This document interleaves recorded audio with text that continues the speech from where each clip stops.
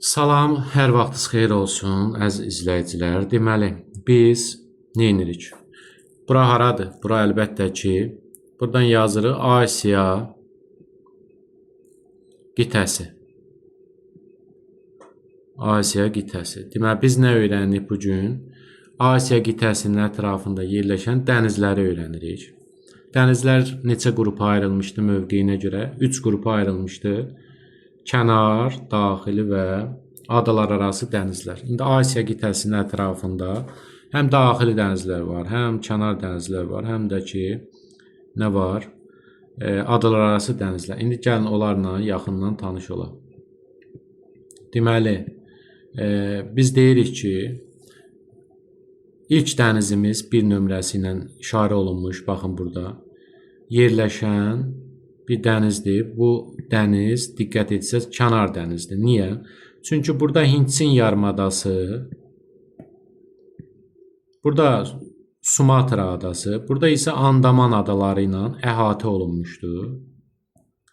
Yəni, bir tərəfi materikə bitişikdir, digər tərəfi adalarla ayrılırsa, belə dənizlərə nə demişdik? Kənar dəniz demişdik. Elə dənizin adı da Andaman adlanır. Andaman. 2. Hindistanın cənub-qərbində, burada Maldiv adaları ilə Hindistan yarımadasının arasında, bax, burada yerləşən dənizimizin adı nədir? Bu, Lokadiv dənizidir. Lokadiv. Lokadiv dənizi. 3-cü Ərəbistan dənizidir.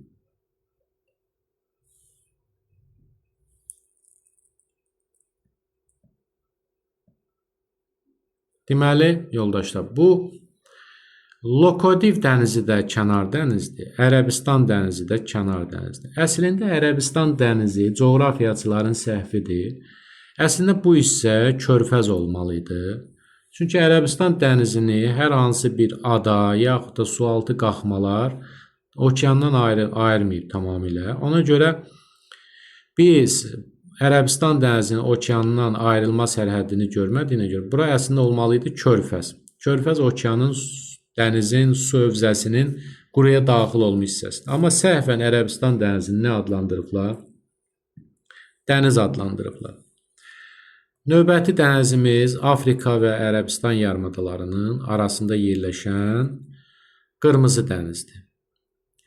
Qırmızı dəniz dünyanın ən duzlu dənizidir və 42 promilli ilə duzluğu, daha doğrusu 42 promilli təşkil edir. Qırmızı dəniz haqqında əlavə məlumat verək. Qırmızı dəniz mövqeyinə görə hansı dənizdir? Əlbəttə, daxili dənizdir. Görürsünüz ki, boğaz vasitəsilə okeana birləşir. Burada Bab-əl-Məndəb boğazı ilə Hind okeanına birləşir. Bu tərəfi isə əslində süni kanal vasitəsilə, yəni Süveyş kanalı vasitəsilə Atlantik okeanına birləşdirilib və mühüm dəniz yoluna çevrilmişdir Qırmızı dəniz.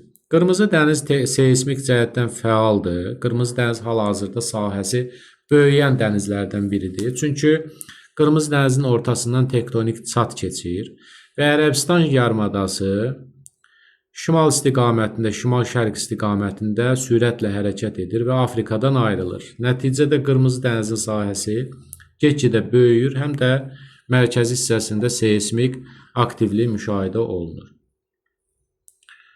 Növbəti dənizimiz Aralıq dənizidir. Aralıq. Deməli, Aralıq dənizi əslində 3 qitənin sahillərini yuyur. Keçən dəfə demişdik. Həm Avropanın, həm Afrikanın, həm də ki, Asiyanın sahillərini yuyur. Və mühüm dənizçilik deməli yoludur. Növbəti 6 rəqəmi ilə gördüyünüz dəniz Qara dənizdir. Qara dəniz dərin dənizlərdən biridir. Onun dərinliyi 2000 metrdən çoxdur. Qara dənizin ətrafında keçən dəfədən bilirsiniz ki, 6 dənə ölkə var idi. Qara dənizin Türkiyənin sahillərində yuyur. qardaş dövlətin. Qara dənizin və Aralıq dənizinin ətrafında bir neçə dəniz var idi. Burada Egey dənizi, sonra Türkiyənin daxili dənizi Mərmərə, sonra burada balaca bir dəniz var idi. Ukrayna və Rusiya sahillərini yuyan Azov dənizi var idi. Şimal Buzlu okeana 7 rəqəmi ilə nömrələnmiş bir dənizi görürsünüz. Bura Kara dənizidir. Kara dənizi. Kara dənizi donan dənizlər siyahısındadır. Və Ob və Yenisey çaylarının və Ob və Yenisey çaylarının mənsəbi Karadır. Və Kara dənizi geniş şelf zonasına malik dənizlərdən biridir.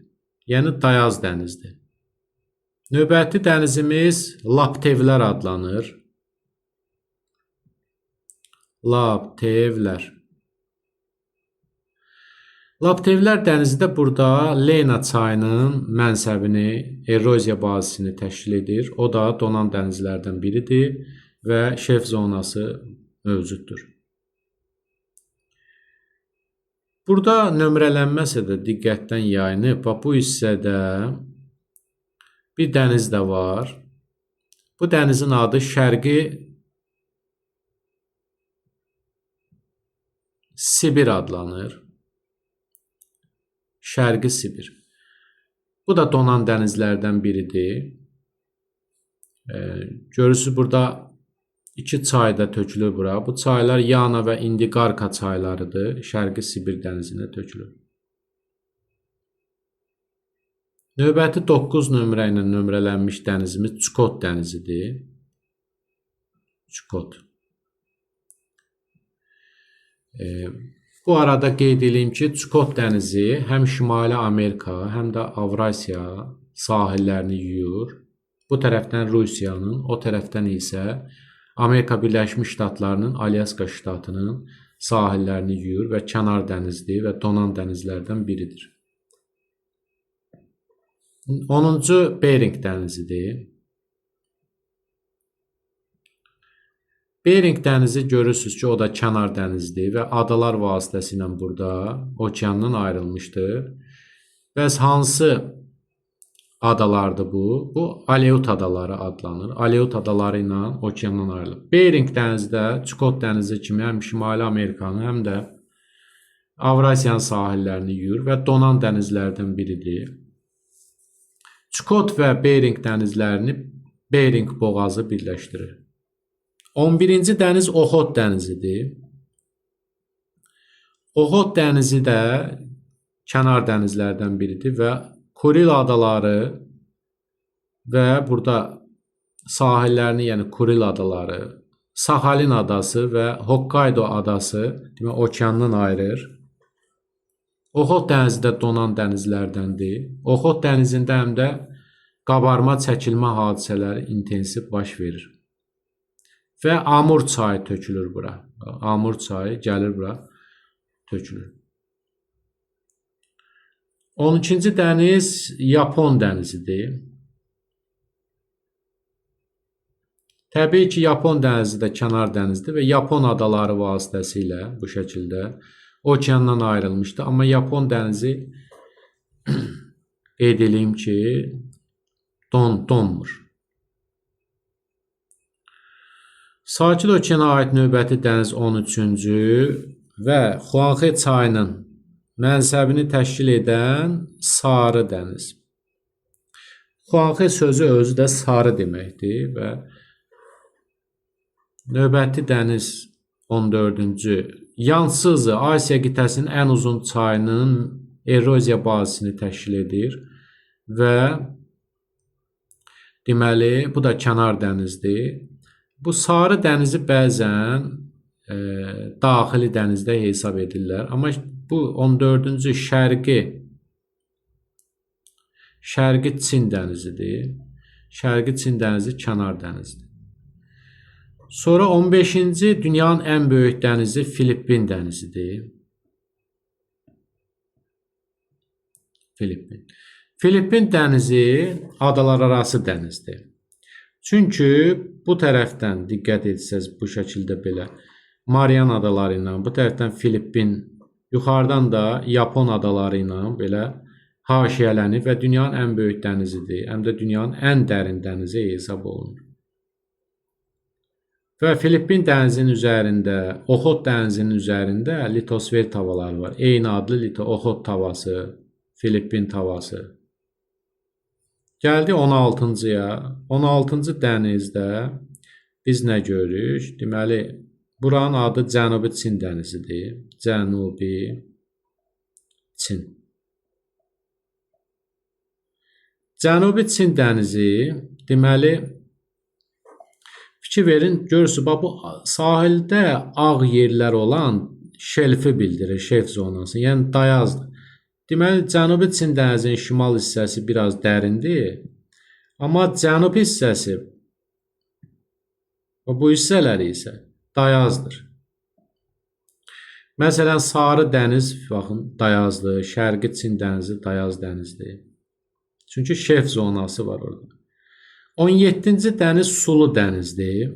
Bu dərin dənizlərdən biridir. Filippin adaları və Kalimantan adasının deməli Kalimantan adası ilə və Filippin adaları ilə haşiyələnir. Yəni sulu dənizi adalar arası dənizdir. Adalar arası dənizdir. Amma Cənubi Çin dənizi kənar dənizi idi. 18-ci dəniz bu Sulawesi dənizidir. Sulawesi.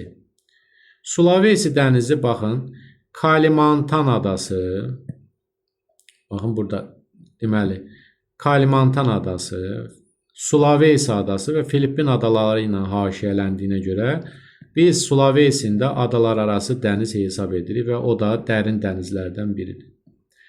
Növbəti burada dünyada yeganə dənizdir ki, 19-cu dəniz. Deməli, ekvator xətti onu kəsib keçir. Və bunun adı Molukdur. Moluk. Moluk dənizi də adalar arası dənizdir. Bax, burada görürsünüz, adalar arası dənizdir. O da dərin dənizlərdən biridir. 20-ci Banda adlanır. Banda.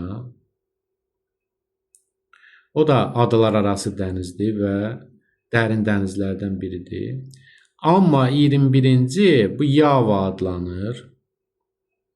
Görürsünüz, Yava dənizinin yerləşdiyi yer rəngi açıq verilib, o qədər də dərin deyil. Yəni orada şelf zonası təşkil edir və adalar arası dənizdir.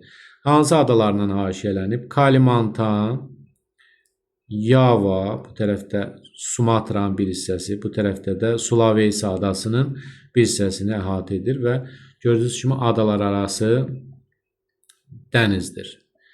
Biz Asiya qitəsinin sahilində yerləşən əsas deməli dənizlərin adları ilə, yerləri ilə tanış olduq.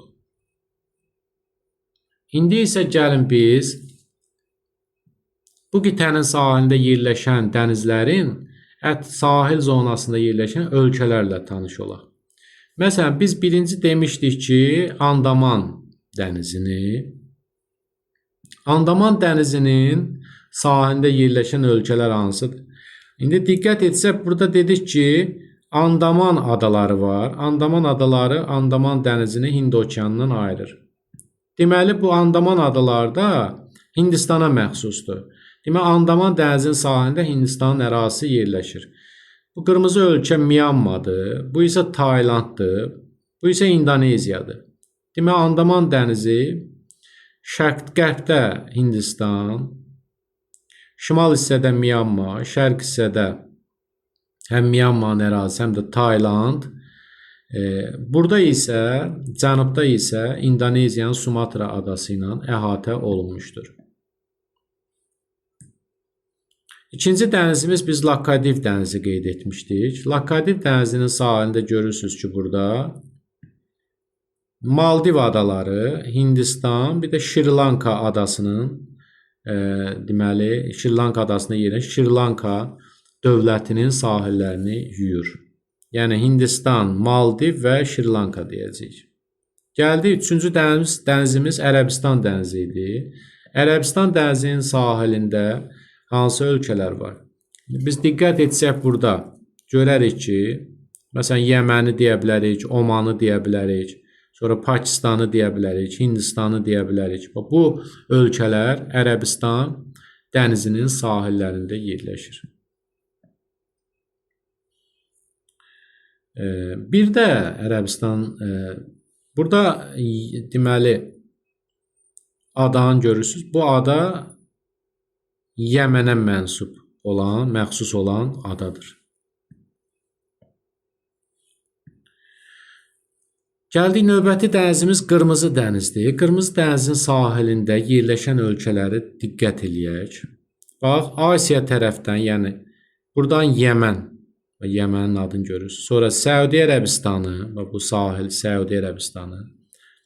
Sonra burada diqqət eləsəz, qırmızı ölkə görürsünüz. Bu qırmızı ölkə İsraildir. İsrailin çıxışı var. Bir də sarı ölkə var, İordaniya. Həm İsrailin, həm də İordaniyanın Qırmızı dənizə çıxışı var. Bu tərəfdən Misirin çıxışı, sonra Sudanın çıxışı var, Eritreya və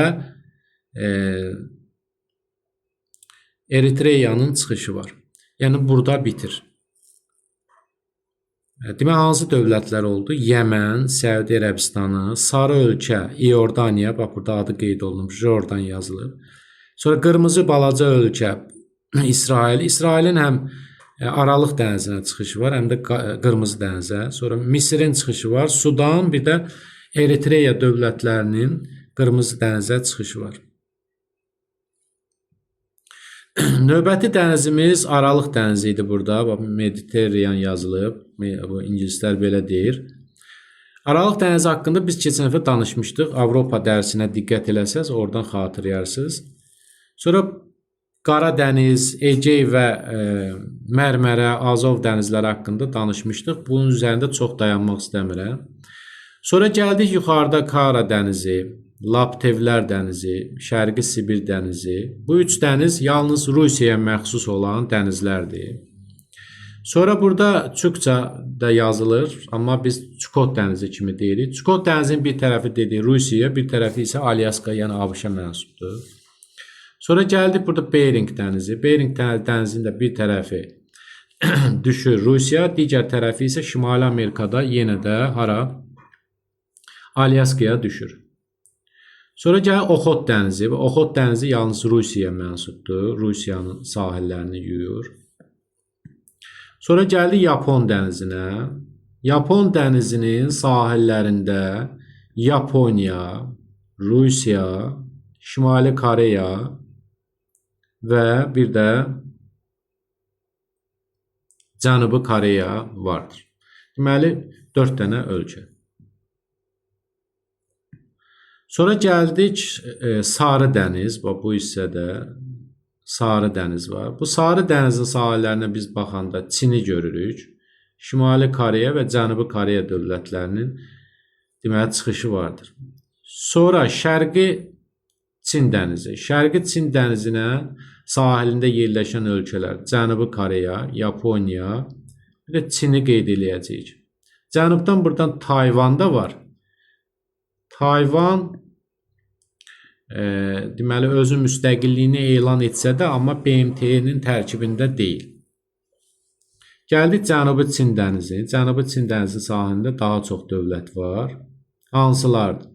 Deməli, Cənubi Çin dənizinin sahilində əlbəttə ki, Çinin ərazisi var. Burada Vyetnamın ərazisi xeyli uzanır. Bu tərəfdən Filippin. Sonra, sonra burada Brunei adlı bir kiçik ölkə var. Deməli, Brunei'nin çıxışı var. Sonra bu yaşıl ölkə görürsünüz. Bax, bu yaşıl ölkə Malayziyadır. Buradan da Malayziyanın çıxışı var. Bu Taylanddır. Buradan da az bir hissədə Kambocanın çıxışı var. Deməli, Cənubi Çin dənizinə hansı ölkələrin çıxışı oldu? Çin, Filippin, Malayziya, Brunei, Tayland və Kamboca, bir də Vyetnamın çıxışı vardır. Gəldik burada adalar arası dənizlərə. Məsələn, burada biz nə demişdik? Sulu dəniz demişdik. Sulu dənizin əlbəttə ki, burada Malayziya və Filippinin deməli suların sahil xətti ilə əhatə olunmuşdur. Sonra burada Sulawesi dənizi dedik. Sulawesi dənizi buradan Malayziyanın, İndoneziyanın və Filippinin bura çıxışı var. Sonra gəldik ekvatorla kəsişən Moluq. Moluq İndoneziya ilə ancaq əhatə olunub. Sonra gəldik burada Banda dənizini bax görürük. Banda dənizi. Bu Banda dənizinin sahillərində bax burada kiçik bir dövlət var. Timor-Leste. Timor-Leste dövləti. Bu Timor-Leste dövləti dili paytaxtıdır. Onun Banda dənizinə çıxışı var. Bir də burada İndoneziyanı qeyd edəcəyik ki, yəni bu tərəfləri şimal və qərb hissələrində İndoneziya yerləşir. Sonra gəldik Yava dənizi. Yava dənizinin sahillərdə görürsünüz İndoneziya ilə əhatə olunmuşdur. Burada məsələn Flores dənizi əlavə olaraq qeyd olunub. O da görürsünüz İndoneziyanın ərazisi ilə əhatə olunub. Bu da Avstraliya sahillərində Arafur dənizi var. Bu Arafur dənizi İndoneziya, buradan Papua Yeni Qvineya və Avstraliya sahillərini yuyur. Bir də burada Timor dənizi var cənubda. Bu hissədə Timor dənizi var. Timor dənizinə də Timor-Leste, Avstraliya və İndoneziyanın çıxışı vardır. Belə yoldaşlar, ümidvaram ki, siz bu mövzunu öyrəndiniz. Təkrar izləyərək, videonu dayandıraraq, qeydlər götürərək daha dərindən öyrənə bilərsiniz. Hər birinizə imtahanlarda uğurlar arzulayıram.